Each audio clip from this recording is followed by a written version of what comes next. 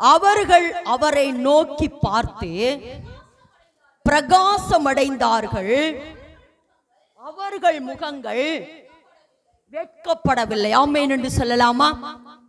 இது சங்கீதக்காரன் ஆகிய தாவீது சொல்லுகிற வார்த்தை. அவர்கள் அவரை நோக்கி பார்த்து பிரகாசமடைந்தார்கள், அந்த முகங்கள் வெட்கமடையவில்லை. ஆமென் என்று சொல்லலாமா? அதாவது இதனுடைய இப்ப இந்த வசனத்தை வாசிக்கிறோம். அவர்கள் அவரை நோக்கி, ஹலோ இருக்கீங்களா? ஆமென். என்னோட இணைஞ்சுக்குவீங்கன்னு நினைக்கிறேன். சொல்லுங்க, அவர்கள் அவரை நோக்கி. இன்னும் சத்தமா சொல்லுங்க, அவர்கள் அவரை நோக்கி. யாரை நோக்கி? யாரை நோக்கி? கர்த்தரை நோக்கி. சொல்லுங்க, அவர்கள் அவரை நோக்கி பார்த்து. இப்ப அந்த நோக்கி பார்த்து அப்படிங்கிறதுனுடைய ஒரு மீனிங் சொல்லுங்களேன். இப்ப ஒரு நோக்கி பார்க்கிறது அப்படின்னா என்ன அர்த்தம்? உற்று பார்க்கிறது. ஓகே, அதை மட்டும், ஆமா, தரித்திருந்து அதை பார்க்கிறது. ஆனா இதனுடைய மொழிபெயர்ப்பு எப்படி சொல்லப்பட்டு இருக்கிறது அப்படின்னு சொன்னா, அவர்கள் அவரை நோக்கி பார்த்து பிரகாசம் அடைந்தார்கள். ஆமென் என்று சொல்லாமா? அவர்கள் அவரை நோக்கி பார்த்து அப்படின்னு என்ன அர்த்தம்னா, அவர்கள் அவரிடத்தில் ஒரு உதவிக்காக நின்றார்கள். ஓகேவா? கரெக்டா இதனுடைய மீனிங். அதாவது அவர்கள் அவரை நோக்கி பார்த்தார்கள் அப்படிங்கிறதுனுடைய ஆழமான ஒரு மீனிங் என்னன்னா, எனக்கு இருக்கிற ஒரு பெரிய இக்கட்டுல எனக்கு இருக்கிற, ஏன்னா தாவீதுக்கு இந்த இடத்துல பயங்கர ஒரு இக்கட்டு. அது மேல வாசிக்கிற பொழுது அபிமெலேக்கினாலே துரத்தப்படுகிற பொழுது பாடின சங்கீதம். அதாவது அபிமெலேக்கு துரத்திட்டு வராரு, தாவீது ஓடிட்டே இருக்கிறாரு. அப்படி ஓடிட்டே இருக்கிற பொழுது பாடிட்டே போறாரு. என்ன பாடுறாரு? கர்த்தரை நான் எக்காலத்திலும் ஸ்தோத்திரிப்பேன், அவர் துதி எப்போதும் வாயில் இருக்கு அப்படின்னு பாடிட்டு போயிட்டே இருக்கிறாரு. அப்படி போகிற பொழுதுதான் சொல்றாரு, நிச்சயமாய் அவர்கள் அவரை நோக்கி பார்த்தார்கள். எனக்கு இப்ப இருக்கிறதான இந்த உதவிக்காக நான் அவரை பார்த்து கொண்டிருக்கிறேன். இது நிமித்தம் அந்த இடத்துல பிரகாசம் அடைவார்கள் என்று இருக்கிறது. ஆனா அதனுடைய மொழிபெயர்ப்பு, உண்மையான மொழிபெயர்ப்பு எப்படி இருக்குன்னா, அவர்கள் அவரை ஒரு உதவிக்காக நோக்கின பொழுது அவர்களுக்கு அவமானம் வராது.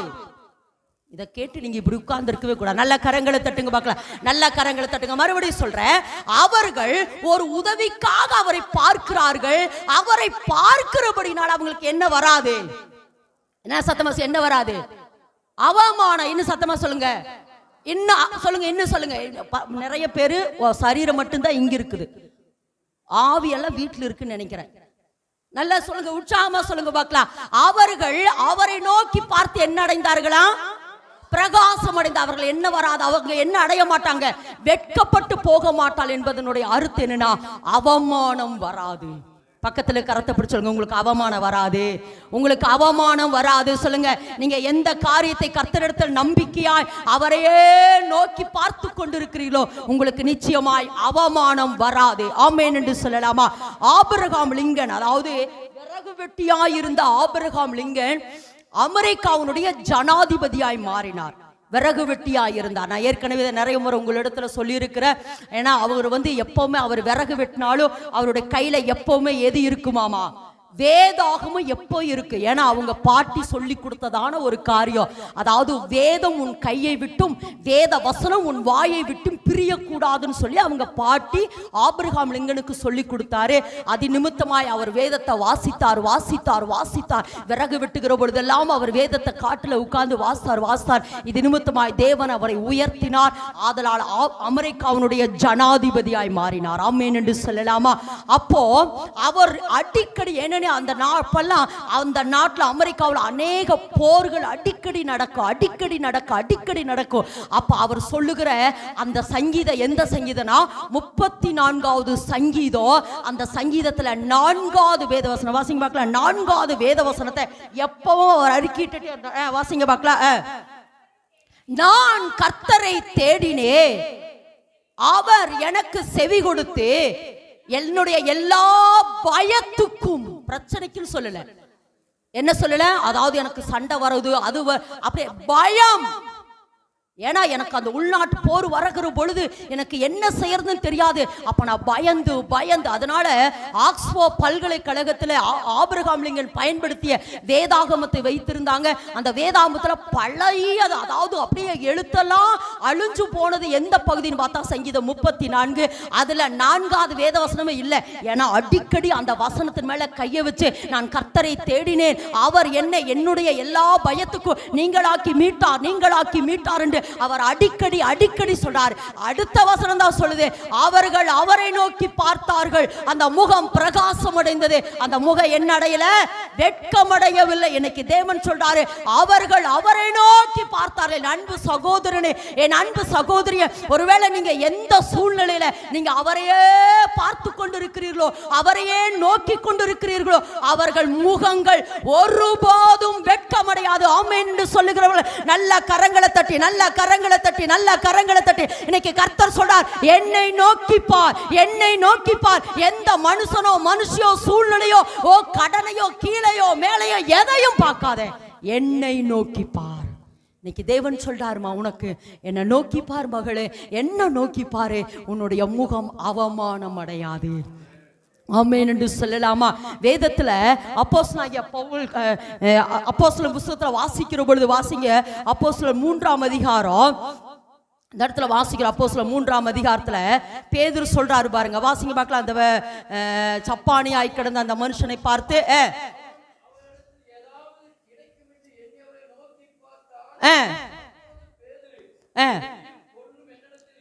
ஆமென்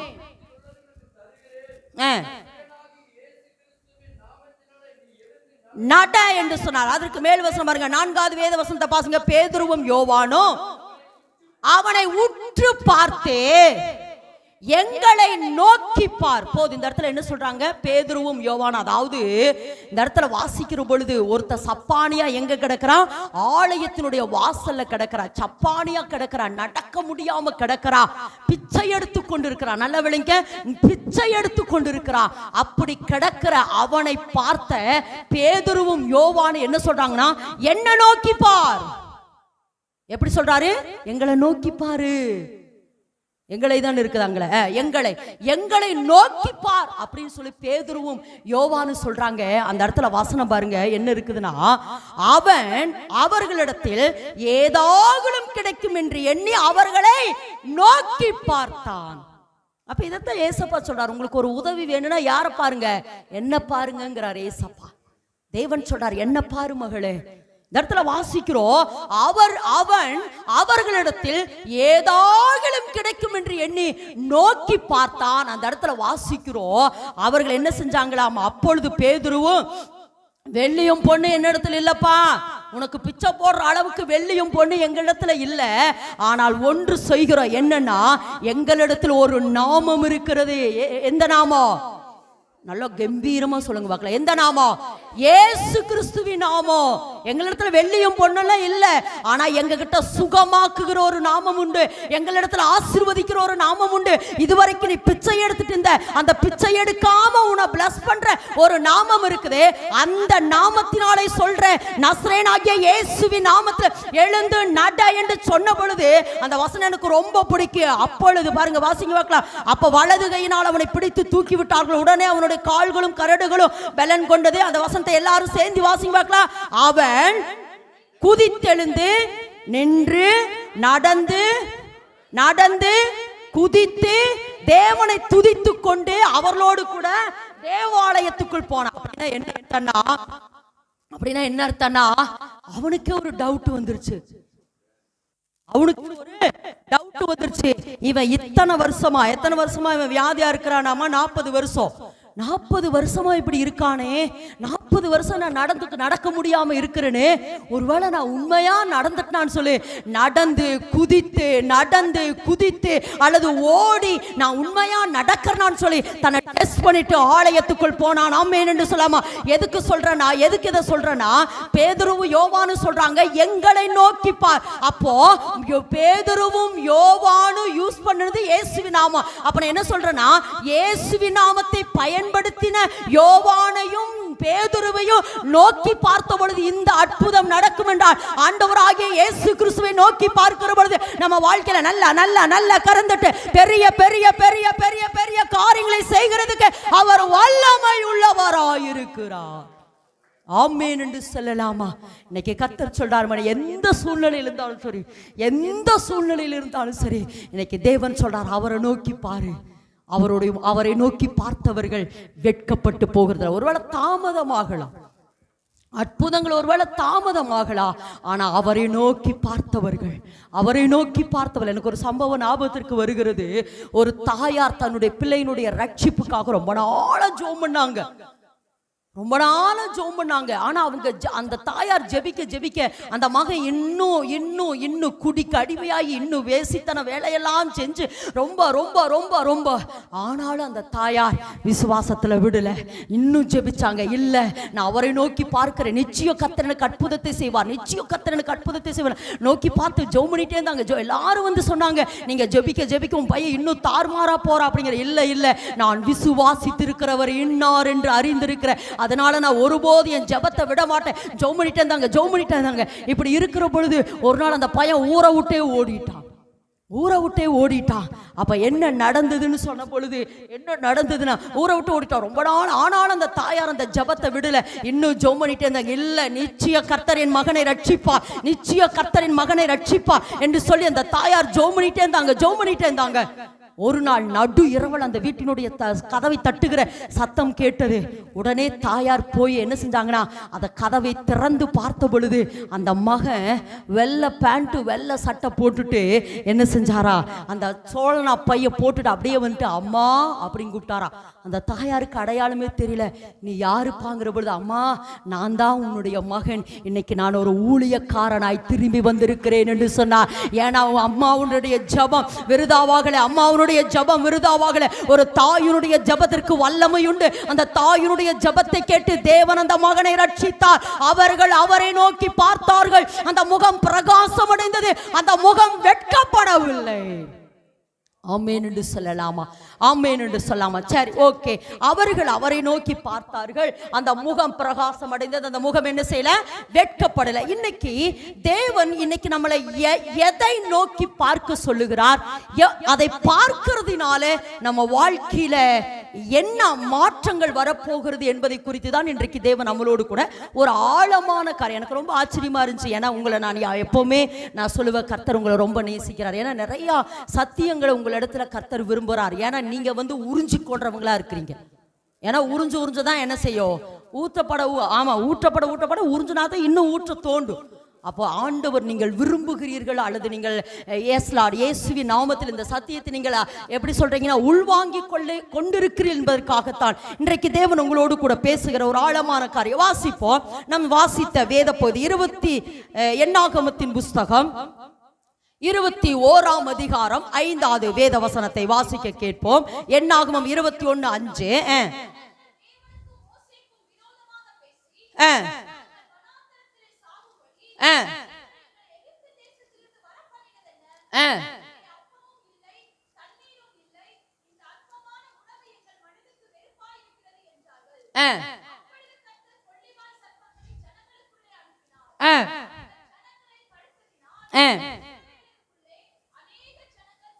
செத்தார்கள். 8வது வேதவசனம். அப்பொழுது கர்த்தர் மோசேயை நோக்கி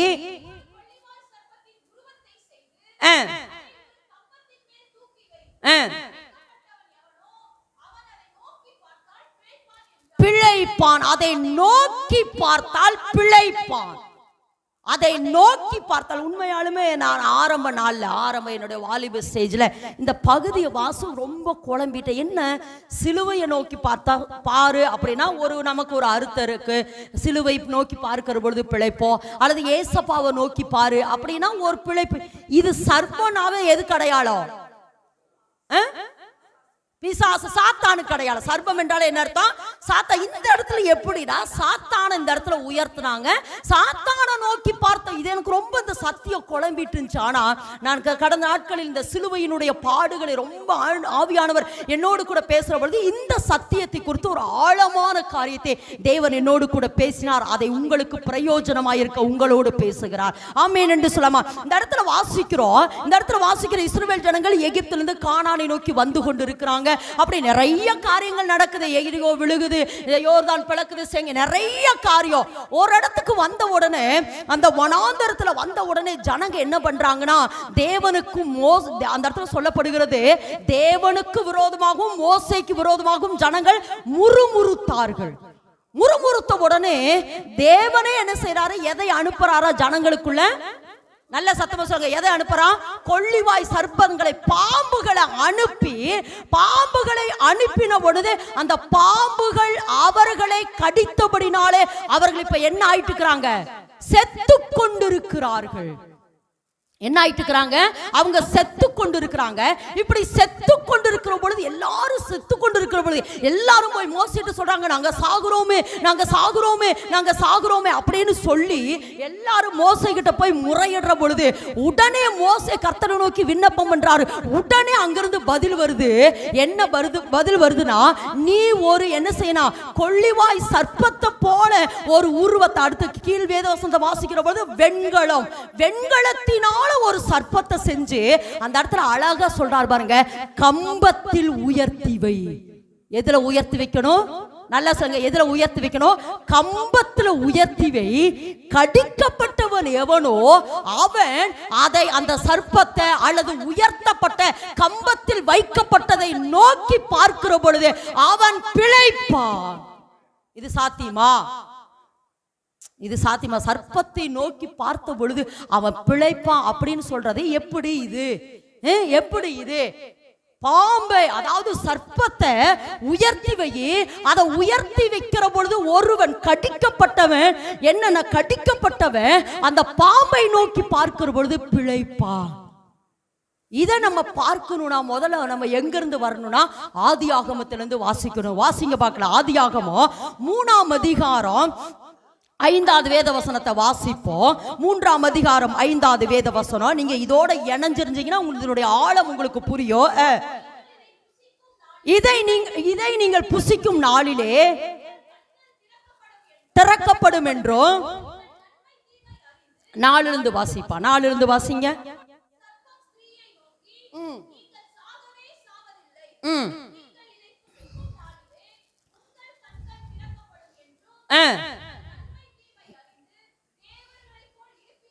தேவர்களைப் போல் இருப்பீர்கள் என்றும் தேவன் அறிவார் என்றது.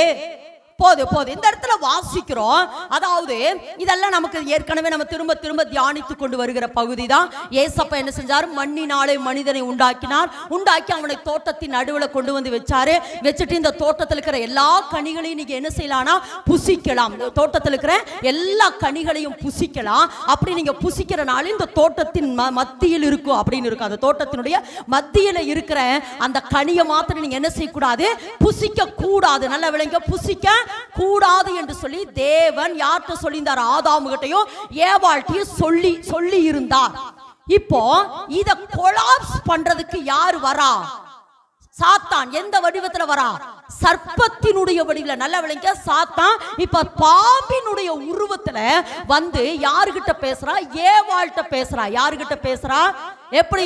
ஆமா, ஏவாள்கிட்ட வந்து என்ன செய்யறா? பேசுறா. அதாவது இந்த இடத்துல வாசிக்கிறோம், உடனே வந்து பாம்பு எடுத்த உடனே தோட்டத்துக்குள்ள வந்து, ஏவாள் நீ இந்த கனியை சாப்பிடக்கூடாது அப்படியெல்லாம் சொல்லல.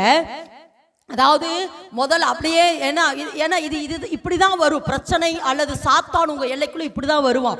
அதாவது முதல்ல வந்து அப்படியே தேவன் உண்டாக்கின, ஏன்னா இவன் மேலிருந்து கீழே தள்ளப்பட்டவன் சாத்தான். இப்ப இந்த சாத்தான் சர்ப்பத்தினுடைய உருவத்துல உள்ள வரா. அப்படியே வந்து அப்படியே பார்த்திருப்பா, அப்படியே எப்படி இருக்கு தோட்டம், எப்படி இருக்கு, ஆதாம் யாரு, ஏவாள் யாரு அப்படின்னு சொல்லி பார்த்திருப்பா.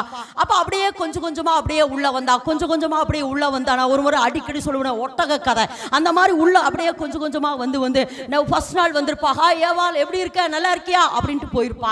2வது நாள் வந்திருப்பா, ஏவாள் சாப்பிட்டியா அப்படின்னு சொல்லிட்டு போயிருப்பா. ஏன்னா ஸ்திரீகள் எப்படிப்பட்டவங்க, பலகீன பாண்டவங்க, உடனே இறக்கப்பட்டு என்ன செஞ்சிருவோம், இறங்கிடுவோன்னு.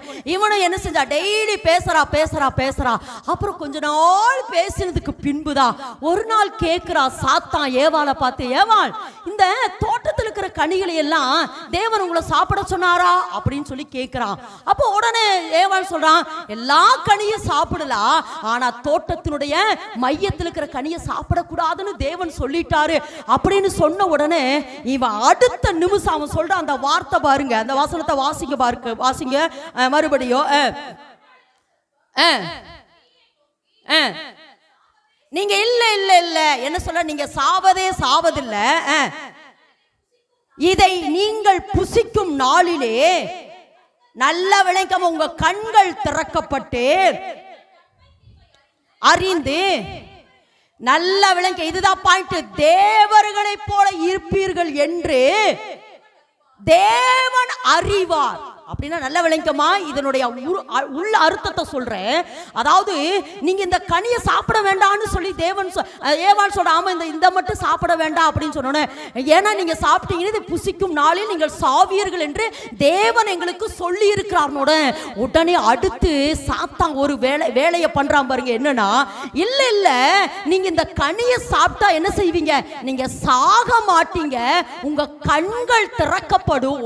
உங்க கண்கள் திறக்கப்படும். 2வது நீங்கள் தேவர்களை போல, யார போல, தேவர்களை போல மாறுவீர்கள் அப்படின்னு சொல்லிட்டு நிறுத்தி இருந்தா பரவாயில்ல. அடுத்து சொல்றார் பாருங்க, நீங்க தேவனை போல மாறுவீர்கள் என்று தேவன் அறிவார். அதனோட அர்த்தம் புரிஞ்சுச்சா உங்களுக்கு? அப்படின்னு என்ன அர்த்தம்னா, நீங்க கனியை சாப்பிட்டு தேவனை போல மாறி அவராட்டவே உட்கார்ந்துருவீங்கன்னு சொல்லி தேவன் அறிஞ்சனாலதான் இந்த கனியை சாப்பிட. எங்க தேவனை போல மாறிட்டீங்க. இப்போ ஒரு சில சொல்றாங்களே, நம்மளுடைய பொசிஷனுக்கு இன்னொருத்தர், நம்மளுடைய இடத்துக்கு இன்னொருத்தர் வரதை விரும்ப மாட்டோம் பாத்தீங்களா, அதே போலதான் தேவன், நீங்க எங்க இந்த கனியை சாப்பிட்டு தேவனை போல மாறிடுவீங்க அப்படின்னு தேவன் அறிஞ்சபடினாலதான் அந்த கனியை சாப்பிட வேண்டாம்னு சொன்னார். எதை கக்கிட்டா இப்போ? பாம்பு என்றால் என்ன அர்த்தம்? விஷம். விஷத்தை கக்கிட்டான். தேவனை குறித்த ஒரு நெகட்டிவ் தாட்ஸ், தேவனை குறித்த ஒரு தவறான ஒப்பீனியன், தேவனை குறித்த ஒரு நெகட்டிவ் தாட்ஸ் இந்த ஏவாளுக்குள்ள பிசாசு கிரியேட் பண்ணிட்டான். இப்ப யோசிப்பாளா யோசிக்க மாட்டாளா? ஆமால, ஒன்னொன்னு இந்த இடத்துல ஏவாள் எப்படி தெரியுமா யோசிச்சிருக்கணும்? இல்ல இல்ல, ஏன்னா மனிதனுடைய சாயலை தேவன் எப்படிதான் உண்டு பண்ணி இருக்கிறாரு, நமது சாயலாகவும் நமது ரூபத்தின்படியும் மனிதனை உண்டுவாக்குவோம் என்று சொல்லி மனிதர்களை தேவனுடைய சாயலாகத்தான் தேவன் உண்டு பண்ணார். ஒருவேளை ஏவாள் எப்படி சொல்லி இருக்க கூடிய, இல்ல இல்ல நீ அப்படியெல்லாம் சொல்லாத, நான் ஏற்கனவே தேவ சாயலா தான் இருக்கிறேன் சொல்லி இருக்கலாமா? சொல்லி இருக்க கூடாதா? சொல்லி இருக்கலாம். நான் ஏற்கனவே தேவ சாயலாதான் இருக்கிறேன், இனி போய் நான் தேவன் அல்ல, ஏன்னா தேவன் எனக்கு நன்மைதான் செய்வாருன்னு சொல்லி ஏவாள் திருப்பி அடிச்சிருந்தானா அன்றைக்கு அவன் முடிஞ்சிருப்பா.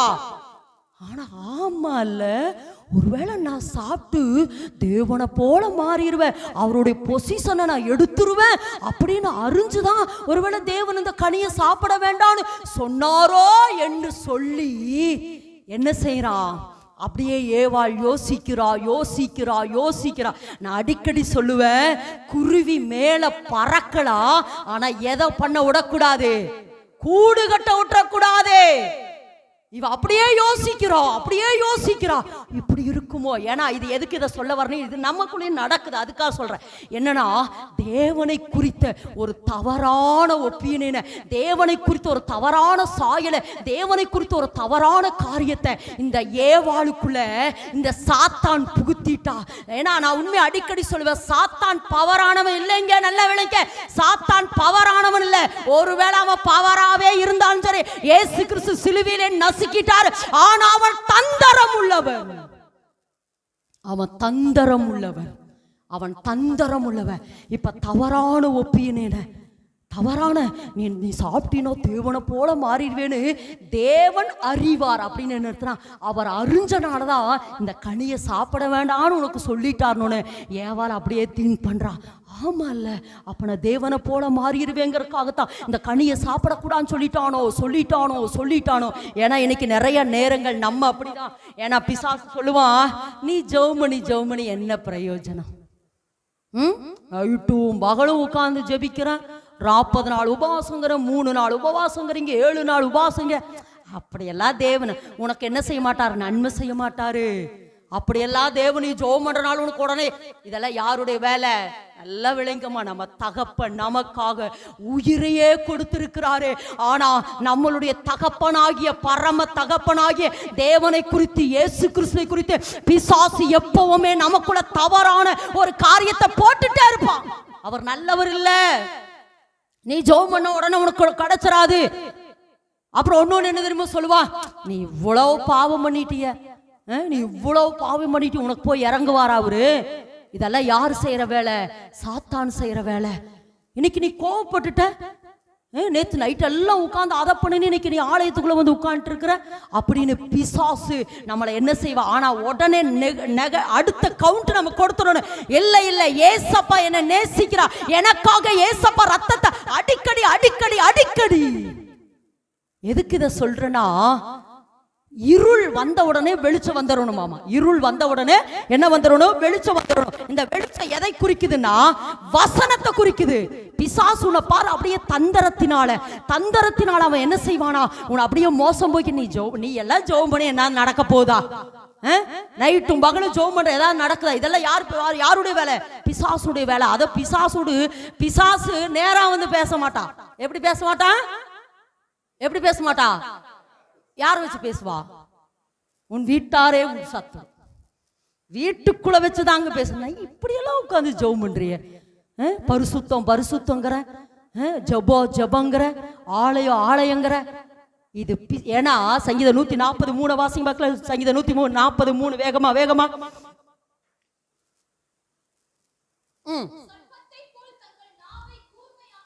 சர்ப்பத்தை போல தங்கள் நாவை என்ன செய்யறாங்க? கூர்மையாக்குறாங்க. அவர்கள் உதடுகளின் கீழ் என்ன இருக்குதா?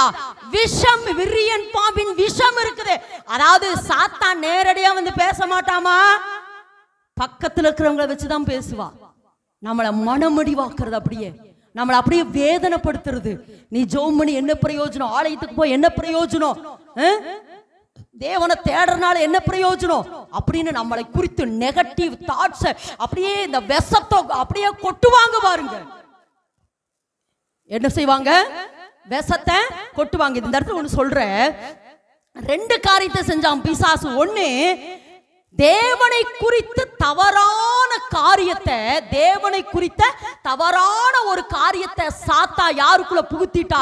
ஏவாளுக்குள்ள. இன்னைக்கு நிறைய நேரங்கள் இது நம்ம வாழ்க்கையில நடக்குது. ஒண்ணு. 2வது, தேவனை மெயின் இதுதான், தேவனை குறித்த ஒரு அவிசுவாசத்தை. எதை கொடுத்தா? அவிசுவாசம். நானெல்லாம் ஜெபம் பண்ணா நடக்காது, நான் போய் உட்கார்ந்து அது கிடைக்குமா அப்படின்னு நமக்குள்ளேயே பிசாசு எதை சொல்றா? நம்மளை குறித்த நெகட்டிவ் அல்லது நம்மளை குறித்ததான ஒரு மற்றகம். நீ ஒண்ணுக்கு உதவாதவோ, நீ அவ்வளாதா, நீ முடிஞ்சிச்ச, எல்லாம் ஜெபம் பண்ணி நடக்க போகுதா, உனக்கு அது இல்ல, இது இல்ல, அழகு இல்ல, ஆஸ்தி இல்ல, அந்தஸ்து இல்ல அப்படின்னு நம்மளை குறித்து நெகட்டிவா மனிதர்களை வச்சு பேசி, இது சாத்தானுடைய வேலை. எங்க ஜிஜில்மாவு இன்னைக்கு ஏதாவது சொன்னேன்னு வச்சுங்க, ஏசு நாமத்துல கேன்சல் பண்றேன் அப்படின்னு. என்னன்னா, இது ஏன்ட்டு தான் அவ கற்றுக்கொண்டா. நானும் அப்படிதான். யாராவது என்கிட்ட நெகட்டிவா, என் ஹஸ்பண்டே ஒருவேளை ஒரு சில நேரங்கள் ஏதாவது நெகட்டிவா சொன்னா, ஏசு நாமத்துல இதை கேன்சல் பண்றேன்ற. என்ன சொல்லணும்? நீ உன்னால் இது முடியாது அப்படின்னு. இல்ல ஏசப்பா என்னோடு இருக்கிறா, இது நடக்கும், இது முடியும். ஏன்னா நான் எப்பவுமே முந்தானத்து கூட ஒரு வீட்டுக்கு போயிருந்தேன். அவங்க சொன்னாங்க இந்த வேர்டு. நான் எப்பவுமே ஒரு 3 வார்த்தை சொல்லுவேன். சொல்லுங்க, கையை வைத்து சொல்லுங்க. நான் விசேஷமானவன், நான் வித்தியாசமானவன். இப்படியா சொல்லுங்க. 3மே இது எப்பவுமே நீங்க சொல்லுங்க. நான் வித்தியாசமானவன், நான் விசேஷமானவன், நான் விலையேற பெற்றவன். ஆமேன் என்று சொல்லுவா. இத 3 சொல்லுமா? எப்பவும் சொல்லுங்க, யார் உங்களை குறிச்சு நெகட்டிவ நீ ஒண்ணுக்கு உருப்பட மாட்ட, நீ ஜெபம் பண்ண மாட்ட, நீ முடியாது, நடக்காது, நீ ஒரு என்ன செய்வாங்க, நீ என்ன சொல்லுவாங்க, தோஷம் இருக்கு இல்ல, நீ வந்து ராசி இல்லாதவோ, இப்படி எல்லாம் சொன்னாங்களே. இல்ல இல்ல, எனக்குள் இருக்கிற தேவன் பெரியவர், ஆதலால் நான் விசேஷமானவன், வித்தியாசமானவன், நான் விலையேற பெற்றவன். ஏன்னா நான் ரொம்ப இன்ஃபீரிட்டி காம்ப்ளெக்ஸ்குள்ள இருந்த, தாழ்வு மனப்பான்மை ரொம்ப இருந்தேன். ஏன்னா நான் ரொம்ப அடிபட்டு அப்படியே வந்தனால ரொம்ப. ஆனா ஆவியானவர் எனக்கு இதை சொல்லி கொடுத்தார். இல்ல, உலகத்தில் இருக்கிறவனை காட்டிலும் உனக்குள் இருக்கிற தேவன் பெரியவர் பெரியவர் பெரியவர் சொல்லிட்டே இருமா. அதுதான் சொல்ற, சாத்தா எப்படி உங்களை கட்டி வச்சுட்டா, என்னால எல்லாம் நடக்காதுங்க, நான் படிக்க மாட்டேங்க, நான் படிக்க தெரியாது, எனக்கு அழகு இல்லை, அந்தஸ்து இல்லை, எனக்கெல்லாம் பேச தெரியாதுங்க, மாமா பைபிள் படிக்க தெரியாதுங்க, இல்லம்மா, காணு கத்துனால அவர் தான் கேட்கிறாரு, கூடு கத்துனால அவர் தான் கேட்கிறாரு, நல்லா கறந்தட்டுமா, நீ எப்படி பாடுனாலும் சரி. நான் கேட்கிறேன், எனக்கு ரொம்ப பிடிச்ச பூங்குடிமா வந்திருக்காங்க தானே, அந்த அம்மா பாடுறதை கேட்டிருக்கீங்களே, என்னைக்காவது அந்த அம்மா நிறுத்தி இருக்காங்களாம்மா? இன்னைக்கு வரைக்கும் பாடுறாங்க, இனிமேலும் அவங்க பாடுவாங்க. அவங்க பாடுறது ராக அப்படி போகு, அதை பத்தி எல்லாம் அம்மாவுக்கு கவலை இல்லை. நான் கர்த்தரை துதிக்கிறேன் என்கிற ஒரே எதிர்பார்ப்போடு அவங்க இன்னைக்கு வரைக்கும் பாடிட்டு இருக்கிறாங்க. ஆமேன் என்று சொல்லலாமா? ஒண்ணு, தேவனை குறித்த நெகட்டிவ புகுத்துனா, ரெண்டாவது அவ்விசுவாசம். எதை கொடுத்தா? அவ்விசுவாசம். தேவனை குறித்த ஒரு அவ்விசுவாசத்தை கொடுத்தா. அதனால தாங்க அவ்விசுவாசத்தை புகுத்தினபடினால்தான் புதிய ஏற்பாடு முழுவதும் சொல்லுது, நீ விசுவாசி, நீ விசுவாசி, நீ விசுவாசி. அதாவது இன்னும் இதுல ஒரு ஆழமான காரியத்தை சொல்றேன். அப்படின்னா இதை நினைச்சு ஆதாமும் ஏவாளும் விழுந்துட்டாங்க. ஆமா, இந்த கனியவே என்னால, இந்த கனியை பூசிச்சா நான் எங்க தேவனை போல மாறிடுவேங்கிறதுக்காக இந்த கனியவே கொடுக்க மாட்டேன்ட்டாரு ஆண்டவர், இவரை எப்படி நான் தொழுது கொள்றது அப்படின்னு நினைச்சு ஆதாமும் ஏவாள் அப்படின்னு புலம்பிட்டு இருக்கிறதுனால, புதிய ஏற்பாட்டின் காலத்துல இந்த கனியை கொடுக்கலே நீ கவலைப்படுறிய, என்னுடைய சொந்த சரீரத்தையே நான் உனக்கு உன்னை கொடுக்கிறேன் என்று அவருடைய சொந்த, நல்ல கரந்தட்டுமா, அவருடைய சொந்த சரீரத்தையே நமக்காக தந்திருக்கிறார். நம்மை எவ்வளவாய் நம்மிடத்தில் அன்பு கூர்ந்திருக்கிறார். அதனாலதான் பல புதிய ஏற்பாடு முழுவது, நீ ஜெபிச்சா நடக்கல, நீ வந்து பரிசுத்தமா இருந்தா நடக்கல, நீ விசுவாசித்தால் தேவ மகிமையை காண்பா. விசுவாசிக்கிறவனுக்கு எல்லாம் கூட, விசுவாசிக்கிறவனே பாக்கியவனே, விசுவாசத்தினால் நீதிமான் பிழைப்பான், விசுவாசமே உலகத்தை ஜெயிக்கிற ஜெயம். விசுவாசம் விசுவாசம் விசுவாசம் விசுவாசம். நீங்க வாருங்க, வேதத்துல நிறைய அற்புதங்களை ஏசப்பாட்ட வந்த உடனே, இல்லப்பா நீ ஜெபம் பண்ணாதான் கிடைக்கும் அப்படி சொன்னாரா? நிறைய அற்புதம் எப்படி தெரியுமா? உன் விசுவாசத்தின்படி உனக்காக கெடுவது, நீ விசுவாசித்தபடினால் இது நடக்கும், நீ விசுவாசத்தோட போ, நீ விசுவாசம் விசுவாசம் விசுவாசம். எதுக்கு சொல்றனா, பிசாசு என்ன பண்ணிட்டா, அவ்விசுவாசத்தை ஜனங்களுக்குள்ள அப்படியே திணிச்சுட்டா. இந்த அவ்விசுவாசத்தை எடுக்கிறதுக்காகத்தான் இயேசு இந்த பூமிக்கு வந்து. அதனால்தான் யோவான்ல வாசிங்க பார்க்கலாம், யோவான் 3ஆம் அதிகாரம் வாசிக்க பார்க்கலாம், யோவான் 3ஆம் அதிகாரம் 14-15 வேகமா.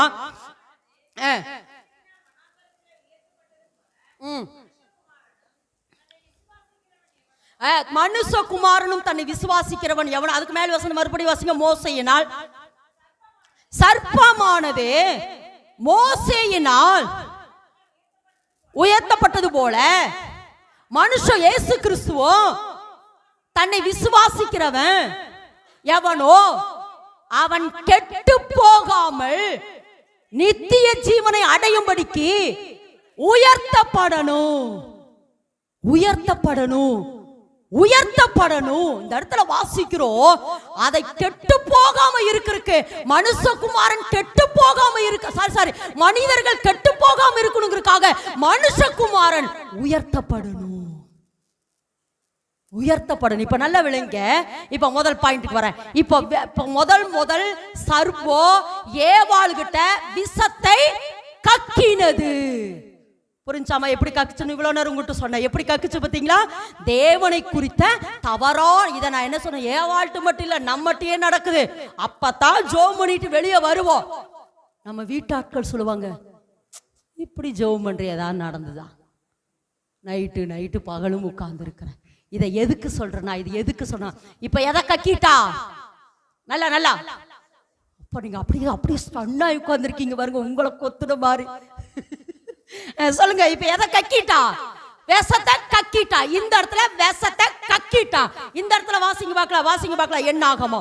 இப்ப இந்த இடத்துல விஷத்தை அவ என்ன செய்ய சர்ப்பம் வாசிமா என்ன ஆகுமோ 21:5 வாசிங்க.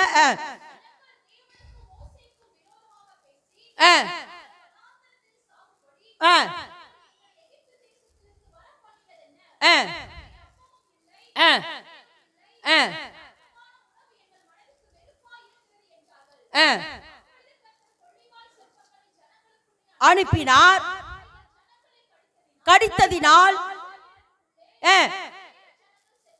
என்ன பண்ணாம. இப்ப அங்க வந்து விஷத்தை சர்ப்பம் என்ன பண்ணுச்சு?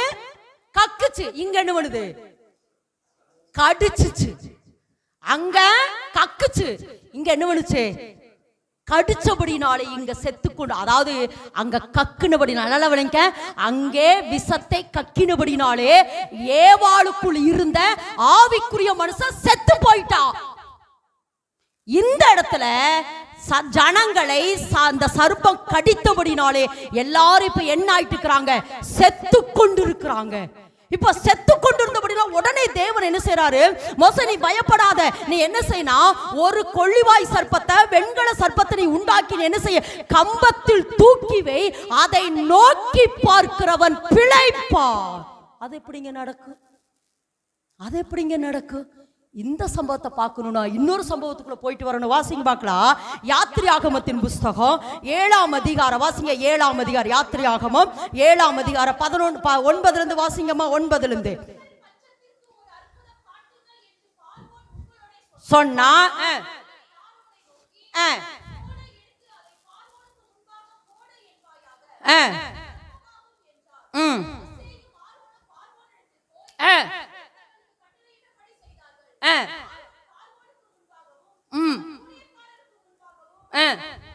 தன் கோலை போட்டான். அது இப்ப என்னவாயிடுச்சு? நல்லா விளங்கி. இப்ப இந்த கோல் என்னவா மாறிடுச்சு? நல்லா சொல்லுங்க. இந்த கோல் என்னவா மாறிடுச்சு? இப்ப சர்ப்பம் ஆயிடுச்சு. அடுத்து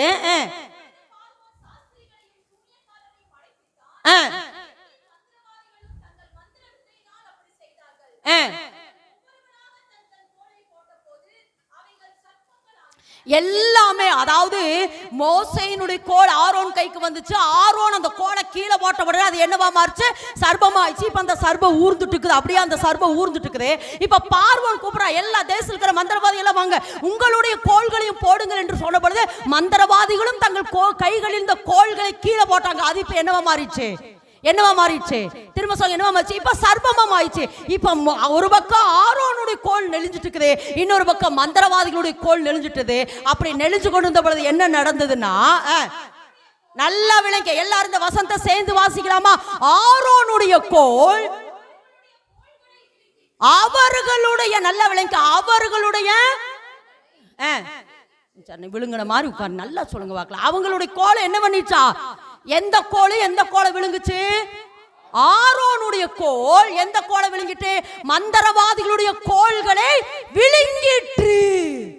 அப்படின்னா என்ன அர்த்தம்னா, இந்த பவரை விழுங்கினது. எல்லாரும் கரந்தட்டுங்க பார்க்கலாம். இந்த பவர், தேவனுடைய பவர், உலக கிரியைகளுடைய பவர்களை விழுங்கிட்டு. விழுங்கிட்டு நல்லா விழுங்க. விழுங்கிட்டு இப்ப விழுங்குனது மட்டும் இல்லைங்க, விழுங்கிட்டு நீங்க அடுத்து கீழே அப்படியே வாஸ்து பார்த்தீங்கன்னா விழுங்குனது மாத்திரம் அல்ல, அப்படியே அடுத்த வசனத்துல சொல்லுவார் பாருங்க, நீ கீழே போட்ட அந்த கோலை எடுத்து வாசிங்க பார்க்கலாம். அந்த வசனத்தை அந்த கீழே அப்படியே கீழே வாசனை வாங்க பார்க்கலாம்.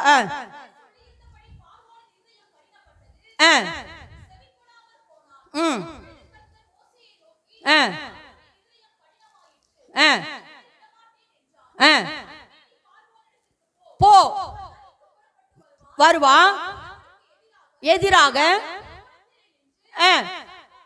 நல்லா நல்லா நல்லா விளங்க, சர்ப்பமாக மாறின கோலை உன் கையில. இப்ப நல்லா விளங்க, இதுல என்ன ஒரு மாற்றம்னா, அதாவது இப்ப கீழே போட்ட கோல் என்ன, ஆரோனுடைய கீழே போட்ட கோல் என்னவா மாறிடுச்சு? சர்ப்பமா மாறிச்சு. இப்ப சர்ப்பமா மாறி மந்திரவாதனுடைய எல்லா கோளுகளையும் அப்படியே விழுங்கிட்டு விழுங்கினது மாத்திரமல்ல, விழுங்கி முடிச்சுட்டு மறுபடியும் அது கோளாகவே மாறினது. நல்லா கரந்தட்டுங்க. மறுபடியும் அது கோளாகவே மாறினது. இதுதான் அடையாளம். என்னன்னா, அதாவது வேதத்துல வாசிக்கிற வசனம் ஏசாயா 25:8 அவர் மரணத்தை ஜெயமாக விழுங்குவார். இப்ப என்ன ஆயிருச்சுன்னா, இந்த பவர் கோல் உலகத்தினுடைய கோலை அப்படியே எல்லாத்தையும் விழுங்கிட்டு மறுபடியும் கோளாகவே இந்த இடத்துல நின்னுது. இப்ப இதை அப்படியே மறுபடியும் இப்ப என்ன ஆகமத்துக்கு வந்தோம் அப்படின்னா, இப்ப என்ன செய்யறாருனா கம்பத்துல உயர்த்தி வைனாரு. இப்ப என்ன ஆயிடுச்சுன்னா, இப்ப சர்ப்பம் எங்க நிக்குது சொல்லுங்க, எல்லாரும் சொல்லுங்க. சர்ப்பம் இப்ப எங்க நிக்குது? கம்பத்துல நிக்குது. எல்லாரும் சொல்லுங்க, சர்ப்பம் எங்க நிக்குது? இப்போ கம்பத்தில் நிக்குது. எங்க நிக்குது? இப்போ கம்பத்துல உயர்த்தப்படுது. இப்ப ஒருத்தரை பாம்பு கொத்திருச்சு.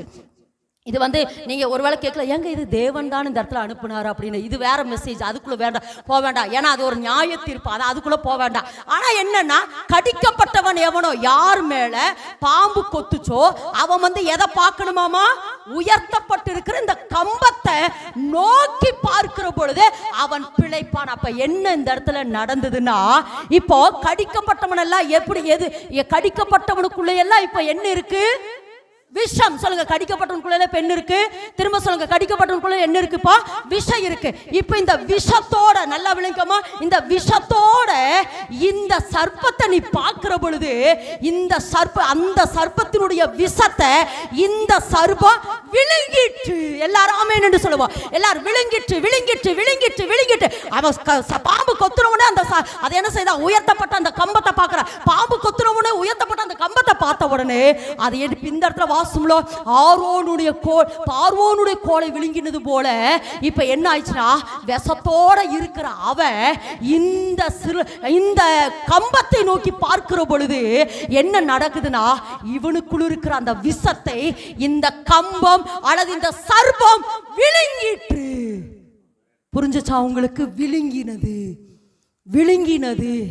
இன்னொன்னு வசனத்தை நீங்க எப்படி பார்க்குறீங்க பாருங்க. அதனால இன்னொரு வசனத்தை நான் உங்களுக்கு சொல்ல விரும்புற. வாசிங்க பார்க்கலாம். 1 கொரிந்தியர் 2 கொரிந்தியர் 5:21 வாசிங்க. 5:21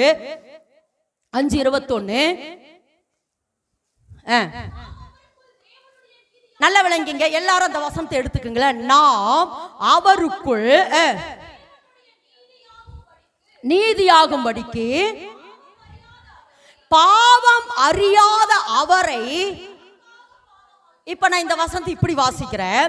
நாம் அவருக்குள் எப்படி இருக்கு? நாம் அவருக்குள் தேவனுடைய நீதியாகும்படிக்கு பாவம் அறியாத அவரை நமக்காக என்ன சொன்னா? பாவம் ஆக்கினார். இப்போ நான் அவருக்குள், ஏன்னா இப்ப நான் விஷத்துக்குள் இருக்கிறேன், நான் அவருக்குள் சுகமாகும்படி, தேவனுக்குள் நான் சுகம்பாடும்படியாக சர்ப்பமில்லாத அவரை இப்ப அவர் என்னவாக்கிட்டார்? சர்ப்பமாக்கிட்டார் அல்லது சாபமாக்கிட்டார். இயேசு எனக்காக சாபமாகி சிலுவையில என்ன செஞ்சுட்டு இருக்கிறார்? தொங்கிட்டு இருக்கிறாரு. அப்படி அவர் தொங்கிட்டு இருக்கிறபடினால நான் பிரச்சனையோட இருக்கிற, போராட்டத்தோட இருக்கிற, விஷத்தோட இருக்கிற, போராட்டங்களுக்கு மத்தியில இருக்கிற. இப்படி இருக்கிற நானு அவரை நோக்கி பார்க்க என்னுடைய விஷத்தை அந்த சிலுவை விழுங்கினது, என்னுடைய பாவத்தை அந்த சிலுவை விழுங்கினது, என்னுடைய சாபத்தை அந்த சிலுவை விழுங்கினது, என்னுடைய தரித்திரத்தை அந்த சிலுவை விழுங்கினது, என்னுடையதான எல்லா காரியத்தை அந்த சிலுவை விழுங்கினது. இதுதானா இந்த அக்காவாட்டா? நல்லா சொல்லுமா. விழுங்கிட்டுமா? உன்னுடைய தரித்திரத்தை விழுங்கிருச்சுமா? உன்னுடைய சாபத்தை விழுங்கிருச்சுமா? உன்னுடையதான நோய்களை, உன்னுடைய பிரச்சனைகளை, உன்னுடைய போராட்டங்களை எல்லாமே எது விழுங்கிருச்சு? சிலுவை விழுங்கினது மட்டுமில்ல, ஆரோனுடைய கோல் எல்லாத்தையும் விழுங்கிட்டு மறுபடியும் சர்ப்பமா இருந்தது எல்லாத்தையும் விழுங்கிட்டு கோலானது போல இது எல்லாவற்றையும் விழுங்கி சிலுவையிலே இயேசு கிறிஸ்து எல்லாவற்றையும் ஜெயிச்சு முடிச்சு மறுபடியும் அவர் உயிரோட கூட எழுந்தார். எல்லாரும் ஆமென் என்று சொல்ல. எல்லாத்தையும் விழுங்கி எல்லாவற்றையும் ஜெயமாக மாற்றிவிட்டு அவர் மறுபடியும் உயிரோடு கூட எழுந்தார். ஆமென் என்று சொல்லலாமா?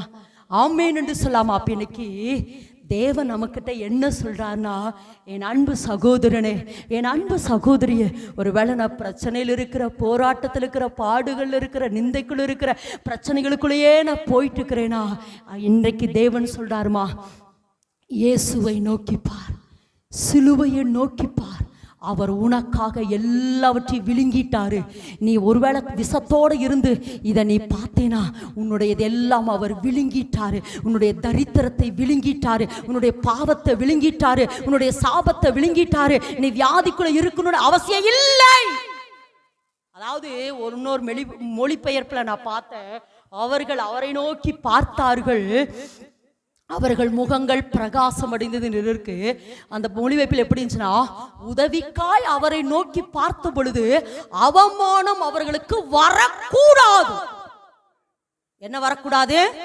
ஏன்னா நான் யாரை பார்த்துட்டேன்? அவரை பார்த்துட்டேங்க. இனிய வாழ்க்கையில் என்ன வரக்கூடாது? என்ன வரக்கூடாது? திரும்ப சொல்ல, என்ன அவமானம் வரக்கூடாது. அதாவது வியாதி வரலாம், அது என்னை மேற்கொள்ள கூடாதுன்னு சொல்றேன். பிரச்சனை வரலாம், அதாவது மேற்கொண்டு என்னன்னா, இப்போ வந்து எனக்கு ஒரு கடன் இருக்குதுன்னு வைங்களேன், அல்லது எனக்குள்ள ஒரு வியாதி இருக்குது, எனக்கு ஒரு வியாதி இருக்குதுன்னா, ஒருவேளை எனக்கு சுகரே இருக்குதுன்னு வைங்களேன், இப்போ ஐயோ எனக்கு சுகர் இருக்குதுன்னா, அப்படி நான் சொல்ல சுகர் என்னை மேற்கொண்டுருச்சுன்னு அர்த்தம். அதையே திங்க் பண்ணி, அதான் டிப்ரெஷன். என்னன்னா, அந்த பிரச்சனை அப்படியே நம்மளை ஓவர் கம் பண்ணி நம்மளை டவுன் ஆக்கி அந்த பிரச்சனை அப்படியே நம்மளை காட்டும் பாருங்க. அது கிடையாது. இல்ல, எனக்குள்ள சுகர் இருந்தாலும் சரி, நான் அவருடைய தழும்புகளால் சுகமானேன் என்று சொல்லுவதுதான் அந்த பிரச்சனை விழுங்கிற்று.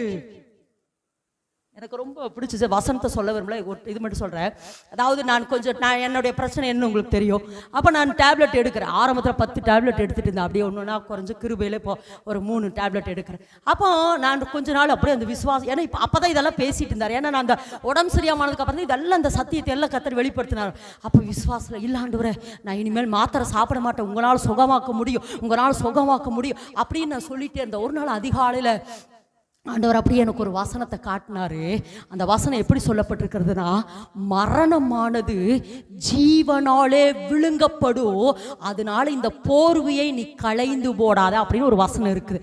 அப்படின்னா அப்போ என்ன சொன்னார்னா, நீ மாத்திரை நல்லா எல்லாருக்குமே சொல்கிறேன், இது எனக்கு மட்டும் இல்லை, மாத்திரை சாப்பிட்றதுனால எனக்கு சுகர் வந்து சரியான லெவலில் இருக்குது. இல்லை, நான் மாத்திரை சாப்பிட்டாலும் இயேசு கிறிஸ்துடைய ரத்தம் எனக்குள் இருக்கிறபடினால எனக்கு சுகர் லெவல் கரெக்டாக இருக்குது. ஆமேன். நான் மாத்திரையை நம்பல, வார்த்தையை நம்புறேன். எல்லாரும் ஆமேன் என்று சொல்லாமா? மாத்திரை அல்ல, வார்த்தை. நான் அந்த வார்த்தை எனக்குள்ள இருக்கிறனால எனக்குள்ள இருக்கிற வியாதி என்கிற மரணம் ஜீவன் என்கிற அந்த வார்த்தையினாலே விழுங்கப்பட்டு கொண்டிருக்கிறது. எத்தனை பேர் ஆமேன் என்று சொல்றீங்க? அப்ப அதனால நான் மாத்திரை சாப்பிட்றதுனால தான். ஏன்னா அதாவது எங்க அம்மா ஒரு சில நேரத்தில் கரெக்டாக 8 மணி ஆயிடுச்சு மாத்திரை ஓடணுமா? ஏம்மா? மாத்திரையினால் இல்ல, வார்த்தையினால் சுகம். எல்லாரும் ஆமேன் என்று சொல்லாமா? எல்லாரும் ஆமேன் என்று சொல்லாமா? எதுக்கு இதை சொல்றேன்னா, இன்னைக்கு கர்த்தர் சொல்றாருமா, உன்னுடைய பாவம், உங்களுடைய சாபம், உங்களுடைய தரித்திரம், உங்களுடைய வியாதியை எல்லாவற்றையும் இயேசு சிலுவையில் என்ன செஞ்சாரு? விழுங்கிட்டார். நல்லா சொல்லுங்க, எல்லாவற்றையும் விழுங்கிட்டாரு. இனி நான் தரித்திரத்துல இருக்க வேண்டிய அவசியம் இல்லை, பிரச்சனைக்குள்ள இருக்க வேண்டிய அவசியம் இல்லை, சாபத்துக்குள்ள இருக்க வேண்டிய அவசியம் இல்லை, பாவத்துக்குள்ள இருக்க வேண்டிய அவசியம் இல்லை, நிந்தைக்குள் இருக்க வேண்டிய அவசியம் இல்லை, அவமானத்துக்குள் இருக்க வேண்டிய அவசியம் இல்லை. எல்லாவற்றையும் ஜெயித்தபடினால் நானும் ஜெயமுள்ள வாழ்க்கை வாழ முடியும். நல்ல கரந்தட்டு. நான் ஒரு ஜெயமுள்ள வாழ்க்கை இந்த பூமியில என்னால வாழ முடியும். ஆமென் என்று சொல்லாமா? கடைசியாய் வாசிங்க பார்க்கலாம் அந்த வசனத்தை. 3 யோவான் 3:14-15. விசுவாசத்தோட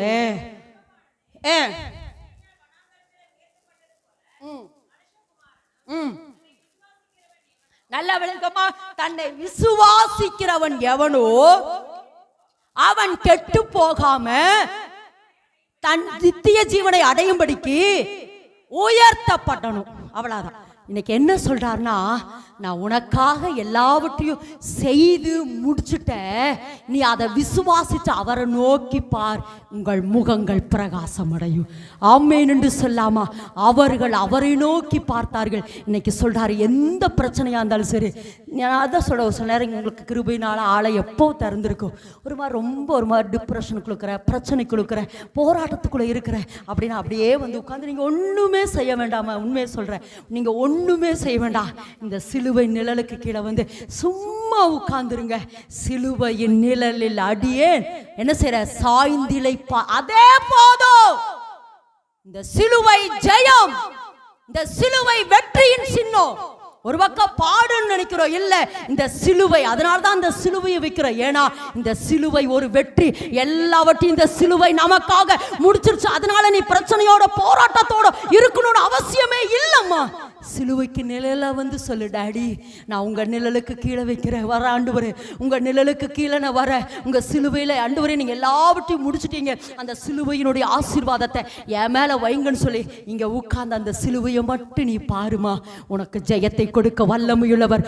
அவர்கள் அவரை நோக்கி பார்த்தார்கள், பிரகாசம் அடைந்தார்கள். அந்த முகம் என்ன செய்யலையாமா, வெட்கமடையவில்லை. ஒரே ஒரு சாட்சி சொல்லி நம்ம ஜெபிக்க போற வாட்ச்மேன் நீ என்கிற ஒரு மனுஷன் இங்கிலாந்து தேசத்துல பெரிய எழுப்புதலை நிறைய சொல்ல முடியும். அவரை குறித்து 2 லைன் மட்டும் சொல்றேன்.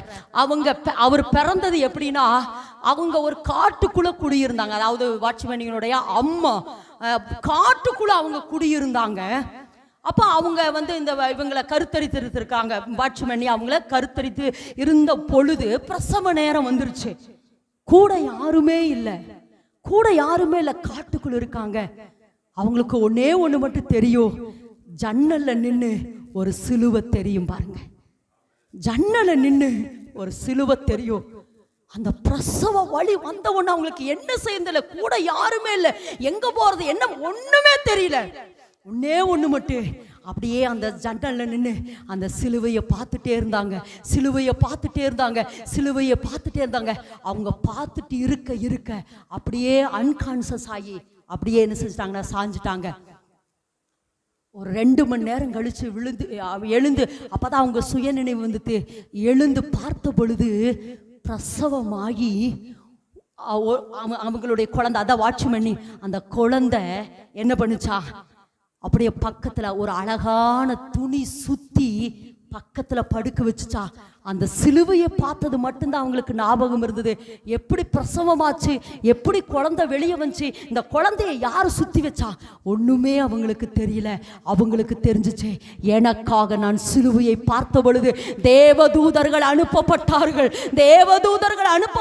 என்பதற்காகத்தான் என் பிள்ளை இந்த தேசத்துக்கு ஒரு வாட்ச்மேனா இருக்கணுங்கிறதுக்காக வாட்ச்மேன் நீ என்கிறதான பேரை வச்சு அந்த அம்மா அப்படி பேரை வச்சாங்க. எதுக்கு இதை சொல்ற அப்படின்னா, இன்னைக்கு கர்த்தர் சொல்ற. அதனால தான் எனக்கு ரொம்ப பிடிச்ச. அதனால தான் ஒவ்வொரு ஊர்களிலும் முதல்ல என்ன இருக்கணும்னு சொல்லுவாங்க, கோயில் இருக்குன்னு சொல்லுவாங்க. அதனால நம்ம ஊருக்குள்ள வந்தவன முதல்ல என்னது, இது சிலுவை. எதுக்கு இதை சொல்றேன்னா, நீங்க வந்து நம்ம மட்டும் சிலுவையை பார்த்து சமாதானம் அடையிறதில்ல, யார் எங்க சிலுவையை பார்த்தாங்கன்னா ஒரு சமாதானம் வந்துடும். ஆமென் என்று சொல்லாமா.